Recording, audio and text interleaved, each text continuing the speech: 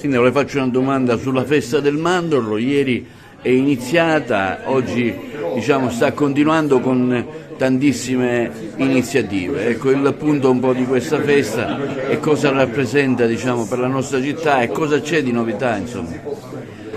Questa festa rappresenta qualcosa di importante per la nostra città e non solo, per l'intero territorio della provincia agrigentina. Ci sono tante le novità, non le espongo qui perché proprio essendo delle sorprese voglio che gli agrigentini e anche i turisti le possano vivere giornalmente. Naturalmente tanti eventi collaterali, il significato è quello di essere ambasciatori di pace, di fratellanza e di amicizia. Agrigento lo è sempre stato, noi siamo un territorio accogliente, lo abbiamo dimostrato anche nel nostro dossier di Capitale Italiana della Cultura 2025, speriamo che tutto vada per il meglio. Ecco, da Agrigento lascia sempre il messaggio di pace, concordia nei popoli. Oggi vedremo anche l'accensione del Tripode.